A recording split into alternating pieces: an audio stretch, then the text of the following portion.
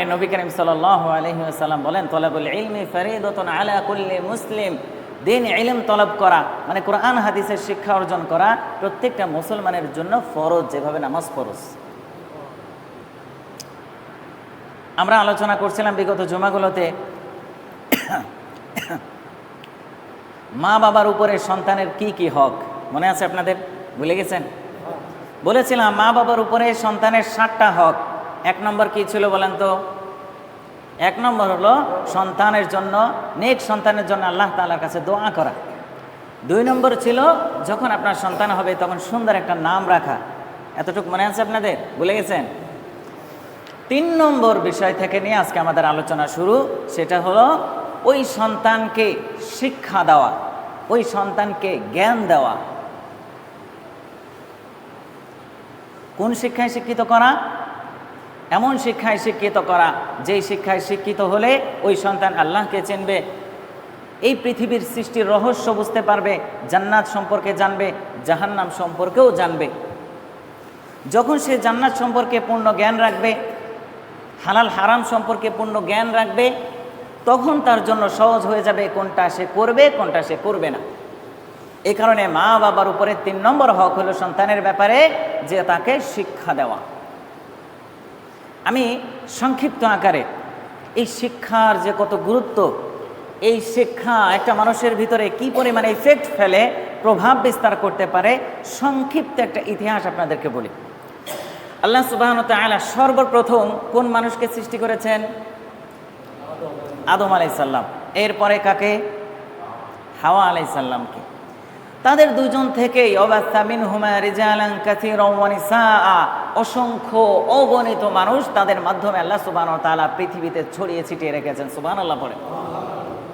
তো এখন দেখেন মজার কিছু বিষয়, আপনারা একটু গুরুত্ব দিয়ে শোনেন, বুঝতে পারবেন যে আসলে একটা শিক্ষা কতটা গুরুত্বপূর্ণ মানুষের জন্য। সংক্ষিপ্ত ইতিহাস।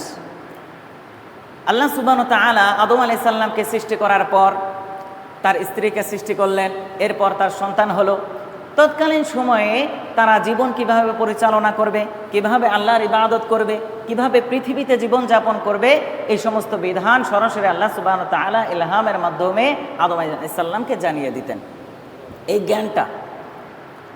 তো এইভাবে 1 বছর, 2 বছর, 100 বছর, 200 বছর, একটা পর্যায়ে আদম আলাইহিস সালামের ওফাত হয়ে গেল, ইন্তেকাল করলেন। তার ইন্তেকালের পর 1200 বছর অতিবাহিত হয়ে গেল।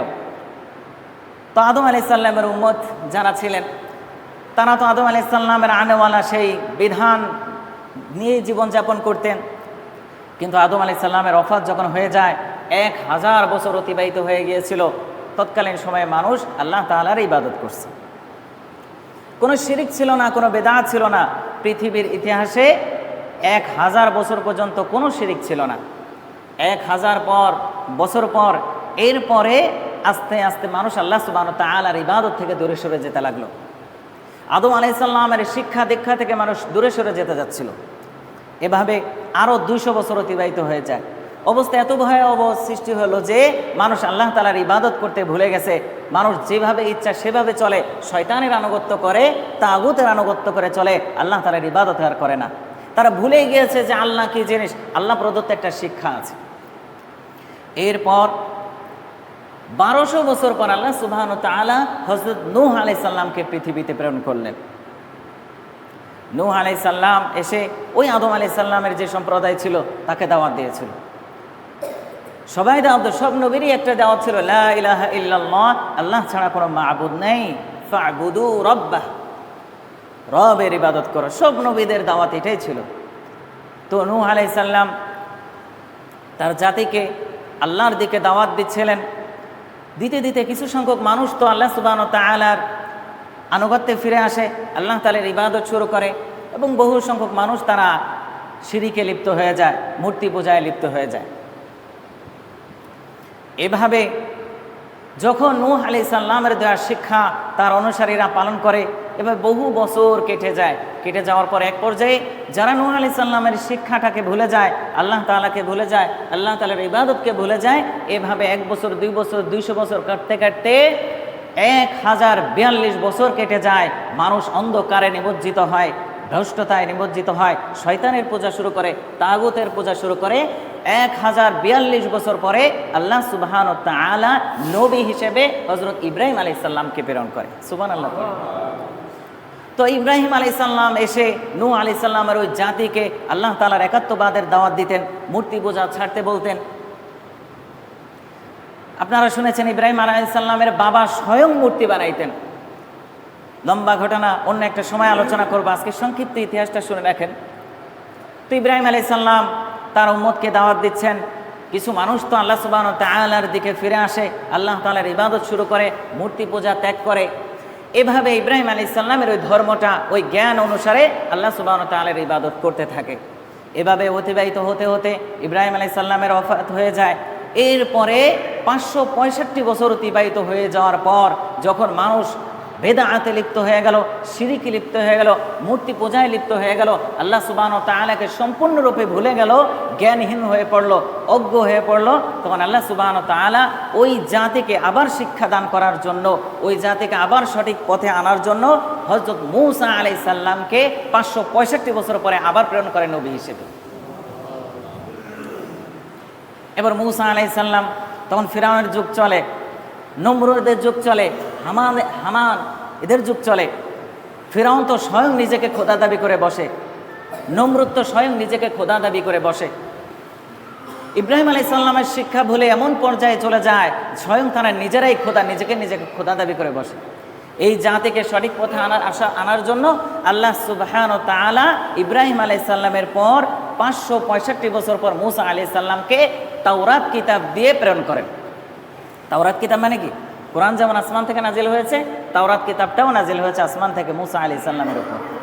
তো মূসা আলাইহিস সালাম তার সম্প্রদায়কে, বনী ইসরাইল সহ এভাবে মানুষকে দাওয়াত দেয়, শিরক থেকে বিরত থাকতে বলে, আল্লাহ তাআলার একত্ববাদ মেনে নিতে বলে, আল্লাহ তাআলার ইবাদত করতে বলে। তাওরাত কিতাব দিয়ে মানে আল্লাহ প্রদত্ত জ্ঞান দিয়ে মানুষকে হিদায়াতের পথে আহ্বান করে। বহু সংখ্যক মানুষ হযরত মূসা আলাইহিস সালামের অনুসারী হয়ে যায়। এরপরে মূসা আলাইহিস সালামের ওফাত হয়ে যায়। হওয়ার পরে মূসা আলাইহিস সালামের অনুসারী যারা বনী ইসরাইল, তারা তাওরাত কিতাব দেখে দেখে ওই অনুযায়ী তাদের জীবন পরিচালনা করত, রাষ্ট্র পরিচালনা করত। আল্লাহর ইবাদত কিভাবে করবে তাওরাত কিতাব দেখে দেখে ওই জ্ঞান অনুসারে তারা আল্লাহ তাআলার ইবাদত করত। এক পর্যায়ে এই বনী ইসরাইল তারা তাদের এই তাওরাত কিতাবে বিভিন্নভাবে বিকৃত করতে থাকে। আল্লাহ সুবহানাহু ওয়া তাআলা বলল তোমরা এটা করো না, তারা শেষে কি করে ওই নাটা কেটে দেয়, দিয়ে এবার বলে কিতাবে কি হয়ে গেল যে তোমরা এটা করো। আল্লাহ সুবহানাহু ওয়া তাআলা বলছে তোমরা এটা করো, তারা কি করে ওই একটা দন্তা নয়াকার, মনে করেন তাদের ভাষায় হিব্রু ভাষা ছিল, না লাগায় দেয়। তো দেখা যাচ্ছে পুরো তাওরাত কিতাবটা এমনভাবে বিকৃত হয়ে গেল যে আল্লাহ প্রদত্ত যেই বিধান, যেইভাবে চলতে হবে সেইভাবে আর মানুষ চলতে পারে না। তখন এক পর্যায়ে তারাও অজ্ঞ হয়ে গেল, মূর্খ হয়ে গেল, শয়তানের পূজা শুরু করলো, মূর্তি পূজা শুরু করলো। ওই জাতিটাও পুরা জাতি আবার ভ্রষ্টতার দিকে চলে গেল। এভাবে 572 বছর অতিবাহিত হয়ে যাওয়ার পর আল্লাহ সুবহানাহু ওয়া তাআলা জাবুর কিতাব দিয়ে হযরত দাউদ আলাইহিস সালামকে প্রেরণ করে। সুবহানাল্লাহ পড়েন। তো জাবুর কিতাব সেটাও আল্লাহ প্রদত্ত একটা কিতাব। ওই কিতাবের বিধান অনুসারে আল্লাহ রাসূল আপনার দাউদ আলাইহিস সালাম ওই তৎকালীন উম্মতকে হিদায়াতের দিকে আহ্বান করতেন, আল্লাহর দিকে আহ্বান করতেন। সবাই ওই কিতাব অনুসারেই আল্লাহ তাআলার বিধিবিধান মেনে চলতেন। তো দাউদ আলাইহিস সালাম পৃথিবীতে আসেন জাবুর কিতাব নিয়ে। তো একটা পর্যায়ে আল্লাহ সুবহানাহু ওয়া তাআলা দাউদ আলাইহিস সালামের ওফাত হয়ে যায়।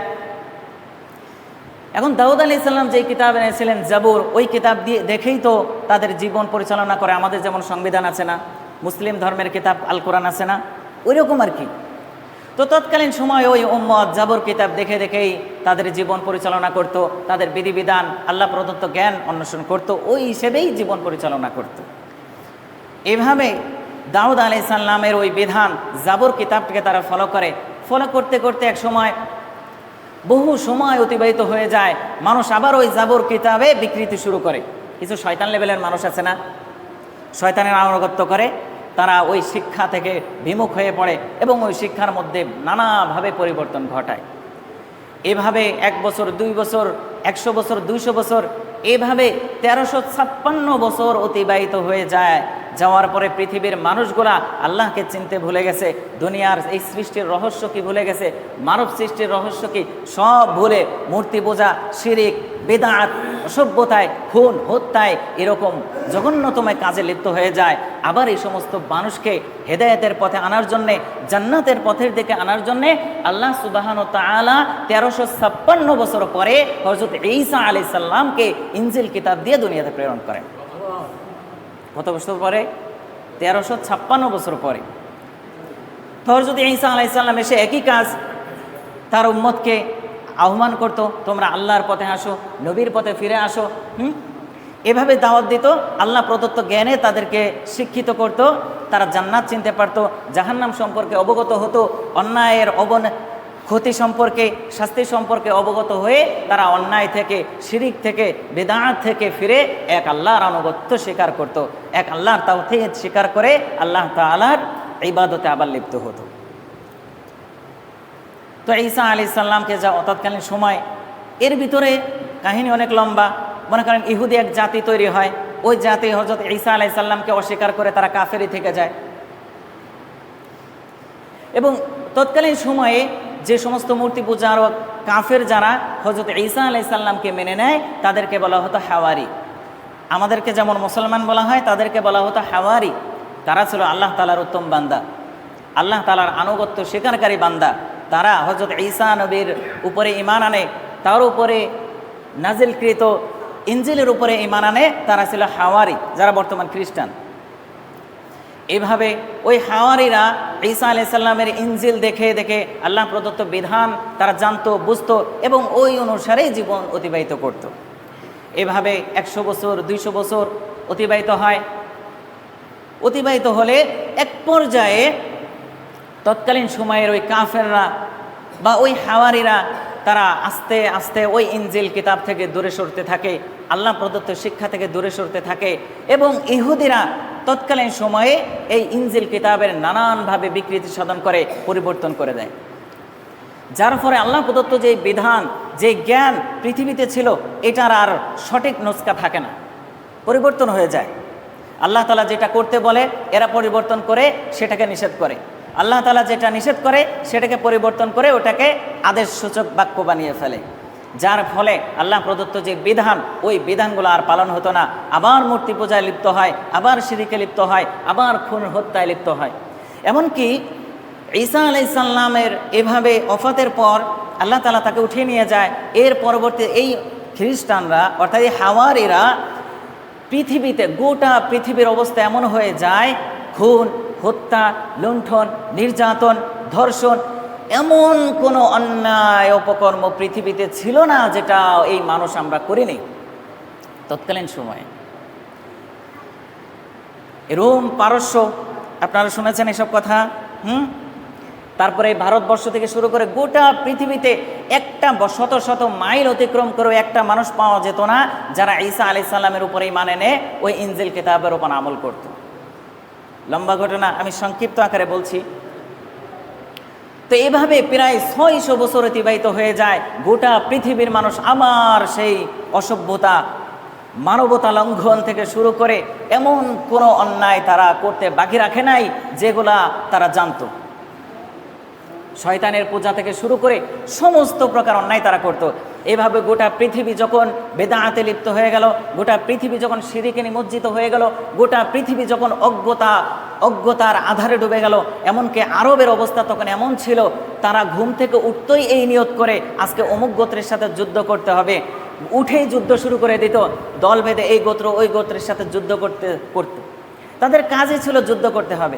এমনকি আপনারা ইতিহাস ঘাটলে দেখতে পাবেন এতটা মানবতা লঙ্ঘনকারী ছিল, সীমালঙ্ঘন কাজগুলো চলতো। কোনো ব্যক্তির যদি একটা কন্যা সন্তান হতো, এটাকে তারা অপমানজনক মনে করে জীবিত কন্যা সন্তানকে মাটি চাপা দিয়ে হত্যা করে ফেলতো। নাউজুবিল্লাহ পড়ে। চিন্তা করে দেখেন তো, আপনার একটা মেয়ে হইল, বিয়ের 5 বছর পর একটা মেয়ে হইল, আপনি নিজেই ওই মেয়ে সন্তানটাকে, ফুটফুটে সন্তানটাকে নিজেই জীবিত কবর দিয়ে ফেলতেছেন। পৃথিবীর ইতিহাসে এর চেয়ে জঘন্যতম কাজ আর হতে পারে বলেন? এমন জঘন্যতম কাজ তারা করত। এতটা অজ্ঞ, এতটা বর্বর ছিল তারা। ঠিক এই সময়ে এই অন্ধকার জাতিকে আলোর দিকে আনার জন্য আল্লাহ সুবহানাহু ওয়া তাআলা অন্ধকারে মোমবাতি জ্বালালে যেমন অন্ধকার কেটে আলোকিত হয়ে যায়, ঠিক তেমনিভাবে গোটা পৃথিবীতে, আর বিশেষ করে আরব ভূখণ্ড, গোটা পৃথিবী যখন অন্ধকার, বেদাত, নির্যাতন, নিপীড়নের অন্ধকারে, অজ্ঞতার অন্ধকারে ছিল, আল্লাহ সুবহানাহু ওয়া তাআলা নবী করিম সাল্লাল্লাহু আলাইহি সাল্লামের উপরে কোরআন নাজিল করে তাকে নবী হিসেবে এই পৃথিবীতে প্রেরণ করে। যখন কোরআনের নূর আসলো, আস্তে আস্তে অন্ধকার কেটে যেই মানুষগুলো হত্যা ছাড়া কিছু বুঝতো না, যেই মানুষগুলো বর্বরতা ছাড়া কিছু বুঝতো না, যেই মানুষগুলো নিজের কন্যা সন্তান জন্ম দেয়াকে কাপুরুষতা মনে করে জীবিত সন্তানকে জ্যান্ত কবর দিত, ওই মানুষগুলো কোরআনের স্পর্শ পেয়ে, রাসূলের সংস্পর্শ পেয়ে, হাদিসের সংস্পর্শ পেয়ে তারা এক একজন সোনার মানুষে পরিণত হলো। এমনকি তাদের সম্পর্কে যারা কালকেও মারামারি করছে, কালকেও আরেকজন ব্যক্তির রক্ত ঝরানো যাদের অভ্যাস ছিল, এমনকি তারা রাতে ঘুমাইতে যখন যাইতো, তারা হিসেব করত, আজকে আমি আমার এই হাতে এই তলোয়ার দিয়ে কতজন মানুষকে হত্যা করতে পারছি। যে যত বেশি হত্যা করতে পারত, তার কাছে এটা গর্বের বিষয় ছিল, তার কাছে এটা বাহাদুরের বিষয় ছিল। এই মানুষগুলা যখনই কোরআনের সংস্পর্শ পেল, তখন ছাড়া সব গুম, খুন, হত্যা, লণ্ঠন সব কিছু বাদ দিয়ে তারা এক একজন এমন আদর্শিত মানুষ হয়ে গেল। রাসূল সাল্লাল্লাহু আলাইহি সাল্লাম বলেন, তোমরা যদি আমার কোনো সাহাবী, আমার এক একটা সাহাবী হলো আসমানের তারকার মতো, তোমরা যদি একজনকে অনুসরণ করো, তোমরা হেদায়েত পেয়ে যাবে। সুবহানাল্লাহ পড়ে। এভাবে রাসূল সাল্লাল্লাহু ইতিহাসটা আরেকটু বলে শেষ করে দিই। রাসূল সাল্লাল্লাহু আলাইহি সাল্লামের যখন এই দিনটা প্রকাশ পেল, তৎকালীন সময়ে যারা রাসূল সাল্লাল্লাহু আলাইহি সাল্লামকে মেনে নিয়েছে তারা হলো মুসলমান, আর যারা রাসূল সাল্লাল্লাহু আলাইহি সাল্লামকে অস্বীকার করে, ওই যে ঈসা আলাইহিস সালামের ধর্ম মানত কিন্তু রাসূল সাল্লাল্লাহু আলাইহি সাল্লামকে মানত না, তারাই হলো বর্তমান খ্রিস্টান, আর ইহুদিরা তো আছেই। তো এভাবে মুসলিম, খ্রিস্টান এবং ইহুদি এরকম তিনটা ধর্ম পৃথিবীতে বিস্তার লাভ করে মুসলমানরা আসার পরে। এভাবে 100 বছর, 200 বছর অতিবাহিত হয়ে যায়। অনেক সময় অতিবাহিত হয়ে যাওয়ার পরে মুসলমানরা সংখ্যা বাড়তে থাকে। সিরাত নিয়ে আলোচনা করলে এর বিস্তারিত আলোচনা করব, আমি সংক্ষিপ্ত ইতিহাসটা বলে যাচ্ছি। তো এইভাবে কয়েকশো বছর পার হয়ে যায়। তখন পৃথিবীতে যুদ্ধ হলে মুসলমান আর ইহুদের যুদ্ধ হইতো, যুদ্ধ হলে মুসলমান এবং খ্রিস্টানের যুদ্ধ হইতো, তখন ধর্ম নিয়ে যুদ্ধ হতো, অস্তিত্বের লড়াই নিয়ে যুদ্ধ হতো, এই দেশ ওই দেশব্যাপী যুদ্ধ হতো। এমনকি মুসলমানের ক্ষমতা এত বেশি আল্লাহ সুবহানাহু ওয়া তাআলা দিয়েছিলেন যে 3 মহাদেশ মুসলমানরাই শাসন করেছিল। ইতিহাসের ইতি টানছি এবার। তো এইভাবে যখন প্রায় 3 মহাদেশ মুসলমানরা শাসন করে, কোনোভাবে মুসলমানদের সাথে যুদ্ধে পরাজিত করা যাচ্ছিল না, তখন এই ইহুদিরা, এরা কিন্তু সেই লেভেল থেকে, একবারে আগের যুগ থেকে এরা খুব চিকন বুদ্ধির অধিকারী। এখনো পর্যন্ত পৃথিবীতে যত অন্যায়, যারা একটু বোঝেন তারা বুঝবেন আলোচনাটা, এখনো পর্যন্ত পৃথিবীতে কোনো দেশে যুদ্ধ লাগলে, কোনো জায়গায় অরাজকতা সৃষ্টি করলে এর পেছনের যে মোড়ল থাকে এ হলো ইহুদি। ইহুদির চক্রান্ত থাকেই। তো এখন কি হলো, 1000 বছর অতিবাহিত হয়ে গেল, মুসলমানরা অর্ধ পৃথিবী শাসন করা শুরু করলো। তখন ইহুদিরা দেখে কিরা, আমরা মুসলমানের সাথে যুদ্ধ করি, অস্ত্র বেশি আমাদের, সৈন্য বেশি আমাদের, সব কিছুতে আমাদের বেশি, অথচ আমরা মুসলমানদের সাথে পারি না। তাদের শক্তিটা কি, শক্তির উৎসটা কি? তারা গবেষণা করে বের করলো, মুসলমানের শক্তি হলো অস্ত্রের চেয়েও তাদের ইমানি শক্তি হলো সবচেয়ে বেশি। এই কারণে তো দেখা যায় 313 জন এক পক্ষে, আর বদরের যুদ্ধে 1000-এরও চেয়ে বেশি অস্ত্র শস্ত্রধারী কাফেররা যুদ্ধ হয়ে মুসলমানরাই বিজয়ী হয়েছে। তো তারা গবেষণা করলো যে মুসলমানদের ইমান শক্তি কিভাবে দুর্বল করা যায়। এই কারণে তারা কি করলো, দেখলো যে এই মুসলমানের ইমানি শক্তি বৃদ্ধি করে তাদের এই কোরআন এবং রাসূল সাল্লাল্লাহু আলাইহি সাল্লামের আদর্শ। যখন তারা গবেষণা করে এই মূল বিষয় মুসলমানের পাওয়ার হাউস সম্পর্কে তারা অবগত হলো, তখন এক ইহুদি পণ্ডিত, আমার নামটা মনে নেই, ভুলে গেছি, উনি বলতেছেন যে কোনো জাতিকে বিনা যুদ্ধে, বিনা রক্তপাতে যদি পরাজিত করতে চাও, ওই জাতির শিক্ষা সংস্কৃতি পরিবর্তন করে দাও, ওই জাতি আস্তে আস্তে এমনি পরাজিত হয়ে যাবে। এরপর থেকে শুরু হলো মুসলমানদের এই শিক্ষা পরিবর্তন করে দেওয়া। আপনারা একটা জিনিস খেয়াল করেন, তাদের এই গবেষণার ফলাফল স্বরূপ পূর্বে থেকেই আসছে।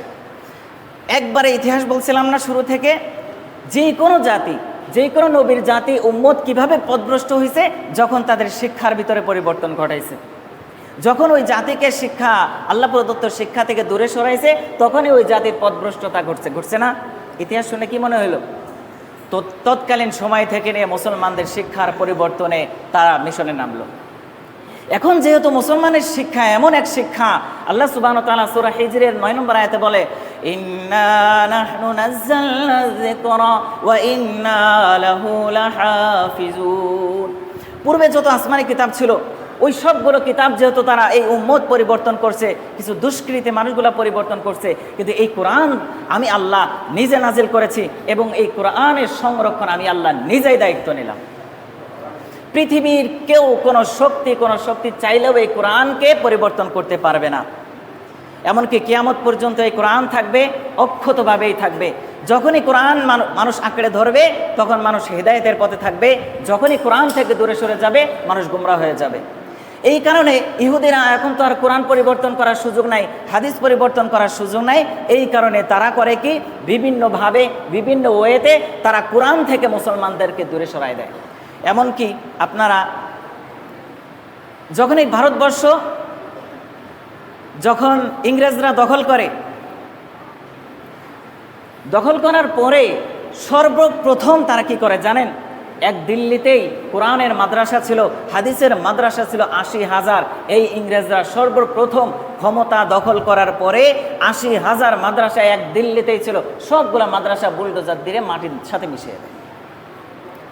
কারণ তারা জানে এই শিক্ষা পরিবর্তন করতে হবে, মুসলমানদেরকে শিক্ষা থেকে দূরে সরাইতে হবে। তাহলে এই মুসলমানের পাওয়ার হাউস যখন নষ্ট হয়ে যাবে, শক্তি কমে যাবে, এই মুসলমানরা পৃথিবীতে থাকবে পরাস্ত। আপনারা লর্ড মেকেলের নাম শুনেছেন না? যারা কলেজে পড়েন, লর্ড মেকেল শেষ হলো এই যে আমরা উপমহাদেশে যে শিক্ষায় শিক্ষিত হচ্ছি, ঢাকা ভার্সিটি বলেন, জাহাঙ্গীরনগর ইউনিভার্সিটি বলেন, সে সর্বপ্রথম এশিয়া মহাদেশের ভিতরে, এই উপমহাদেশের ভিতরে এই শিক্ষাটা প্রচলন করে। এমনকি সে যাওয়ার সময় এই একটা উক্তি বলে যায় যে আমি মুসলমানদের মাঝে এমন এক শিক্ষার প্রচলন ঘটিয়েছি, তারা আকার আকৃতিতে মুসলমান থাকলেও ভিতরগতভাবে প্রত্যেকটা মুসলমান এক একটা খ্রিস্টানে পরিণত হবে। মিলায় দেখেন বাস্তবতা।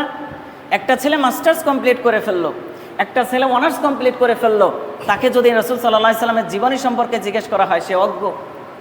একটা ছেলে বাংলাদেশ পড়াচ্ছে, শেষ লয়ার হয়ে গেল, পিএইচডি করে ফেললো, তাকে কোরআন সম্পর্কে জিজ্ঞেস করেন, অজ্ঞ। এই কারণে এই সমস্ত ব্যক্তিরাই যখন রাষ্ট্রপ্রধান হয় চুরি চামারি এদের দিয়ে হয়, ঠিক কিনা?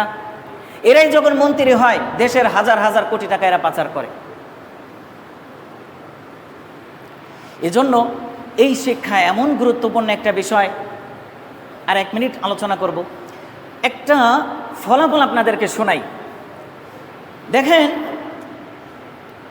ঢাকা বিশ্ববিদ্যালয় কত সালে প্রতিষ্ঠিত হয়? 1921 সালে। আজ পর্যন্ত ঢাকা বিশ্ববিদ্যালয়ে কতজন ছাত্র হত্যার শিকার হয়েছে? জাহাঙ্গীরনগর ইউনিভার্সিটি কত সালে প্রতিষ্ঠিত হয়? 1970 সালে। জাহাঙ্গীরনগর ইউনিভার্সিটির কতগুলো ছাত্র হত্যার শিকার হয়েছে? কতগুলো মেয়ে তার ইজ্জত হারিয়েছে? এমনকি আমাদের কাছে তো এই সংবাদও আসছে, ঢাকা জাহাঙ্গীরনগর ইউনিভার্সিটিতে পড়া একটা ছেলে সে ধর্ষণে সেঞ্চুরি পর্যন্ত করে ফেলছে। এমনকি বাংলাদেশের সবচেয়ে গ্রহণযোগ্য একটা বিশ্ববিদ্যালয়, প্রকৌশলী বিশ্ববিদ্যালয় বুয়েট, সেখানে ভর্তি হওয়াটা একটা স্টুডেন্টের স্বপ্ন থাকে, সেখানেও কি হয় নাই হত্যার শিকার? এখন দেখেন আমাদের মাদ্রাসার শিক্ষা, কোরআনের শিক্ষারগুলোর অবস্থা কি? এশিয়া মহাদেশের ভিতরে বৃহত্তম মাদ্রাসা ইন্ডিয়াতে 1866 সালে দারুল উলুম দেওবন্দ ভারতে প্রতিষ্ঠা হয়। আজ পর্যন্ত কোনো সাংবাদিক, কোনো সংবাদদাতা, কোনো মিডিয়া বলতে পারবে 150 বছরের উপরে হয়ে গেছে একটা ছাত্র আরেকটা ছাত্রের দ্বারা আক্রান্ত হয়ে মৃত্যু হয়েছে, বলতে পারবে কেউ? এবং এশিয়া মহাদেশের বৃহত্তম মাদ্রাসা হলো আপনার হাটহাজারী, চট্টগ্রাম হাটহাজারী, 1901 সালে প্রতিষ্ঠা হয়। আজ প্রায় 123 বছর। কেউ বলতে পারবে হাটহাজারী একটা মাদ্রাসা এক ছাত্র আরেকটা ছাত্রকে হত্যা করে ফেলেছে? বলতে পারবে? ঢাকার বুকে বৃহৎ একটা মাদ্রাসা, আমি ওই মাদ্রাসায় পড়েছি, যাত্রাবাড়ি বড় মাদ্রাসা, এটা 1967 সালে প্রতিষ্ঠা হয়েছে। আজ কত বছর ওই মাদ্রাসা আমি নিজে তাফসির পড়েছি। 12,000 স্টুডেন্ট আছে ওই মাদ্রাসায়। আজ পর্যন্ত কোনো মিডিয়া, কোনো সাংবাদিক বলতে পারবে ওখানে একটা ছাত্র হত্যার শিকার হয়েছে? হয় নাই। কারণ আমাদেরকে শিক্ষা দেওয়া হয় ওয়ালা তাস্তাবিল হাসানাতু ওয়ালাস সাইয়্যিআহ, নেক কাজ এবং অন্যায় কাজ কখনো সমান হয় না। ইদফা বিল্লাতি হিয়া আহসান ফাইযাল্লাযী বাইনাকা ওয়া বাইনাহু আদাওয়াতুন কাআন্নাহু ওয়ালিয়্যুন হামিদ। মাদ্রাসাগুলোতে শিক্ষা দেওয়া হয়, আজকে যার সাথে তোমার একটু মনোদ্বন্দ্ব হয়েছে তুমি তাকে ক্ষমা করে দাও, উত্তমভাবে তাকে প্রতিহত করো, সৎভাবে তাকে প্রতিহত করো, শিষ্টাচার দেখাও তাকে, তাহলে হবে কি বাইনাকা ওয়া বাইনাহু আদাওয়াতুন কাআন্নাহু ওয়ালিয়্যুন হামিদ। তাহলে তোমার এবং তার মাঝে যে শত্রুতা, আল্লাহ সুবহানাহু ওয়া তাআলা এই শত্রুতাকে অন্তরঙ্গ বন্ধুত্বে পরিণত করে দিবে। এই শিক্ষা আমাদেরকে দেওয়া হয়। আজকে কোনো ভার্সিটিতে শিক্ষা পাইছেন আপনারা? কোনো কলেজে পাইছেন এই শিক্ষা? আজকে যদি কোনো কলেজে, কোনো ভার্সিটিতে এত এত সাবজেক্ট পড়ানো হয়, শুধুমাত্র কোরআনটা যদি ঢুকিয়ে দেওয়া হয়, শুধুমাত্র রাসূলের জীবনী, রাসূলের আদর্শ যদি ঢুকিয়ে দেওয়া হয়, রাসূলের হাদিসের এই দুইটা, মাত্র কোরআন এবং এই হাদিস, এই দুইটা ক্লাস যদি কোনো ভার্সিটিতে চালু করা হয়, কোনো ধর্ষণ হবে না, কোনো রাহাজানি হবে না, কোনো রাজনীতি হবে না। আমাদেরকে আমাদের শিক্ষকগণ বলে, ভাই তোমার বাবা তোমারে কত কষ্ট করে 3-4 হাজার টাকা দিতেছে, তুমি এই টাকার মান রাখো, তোমার বাবার সম্মান রাখো। আর অন্যান্য জায়গায় আপনি আপনার সন্তানকে দিবেন, মেয়েকে দিবেন, তার ইজ্জত ঠিক থাকবে কি থাকবে না সন্দেহ। ভার্সিটিতে যে আপনার ছেলে অক্ষত অবস্থায় বাড়িতে ফিরে আসতে পারবে কি পারবে না সন্দেহ। এজন্য আজকের এতটুকু আলোচনা থেকে আশা করি আপনারা বুঝতে পেরেছেন, যুগ যুগ ধরে শিক্ষা, জ্ঞান অর্জন করা, বিশেষ করে ধর্মীয় শিক্ষা অর্জন করার কতটা গুরুত্ব বুঝতে পেরেছেন না? আজকে আমাদের আলোচনার বিষয়বস্তু কি ছিল? মা বাবার উপরে সন্তানের হক। 3 নম্বর আলোচনা ছিল ওই সন্তানকে শিক্ষা দেওয়া। এখন আপনি হলেন মা বাবা, আপনার সন্তানকে কোন শিক্ষায় শিক্ষিত করলে সে মানুষের মতো মানুষ হবে, আল্লাহকে চিনবে, জাহান্নামকে চিনবে, জান্নাতকে চিনবে, এবং সে দুনিয়াতে কিভাবে চলবে, তার সততা কিভাবে তার মধ্যে আসবে, আপনার হয়তো এখন আর বুঝতে বাকি নেই। অতএব কোন শিক্ষায় শিক্ষিত করলে আপনার সন্তানকে ভালো মানুষ হিসেবে গড়া যাবে, এটা আপনি এবার বিবেচনা করে দেখেন। আল্লাহ সুবহানাহু ওয়া তাআলা আমাদের সবাইকে কোরআনের শিক্ষায় শিক্ষিত হওয়ার তৌফিক দান করুন।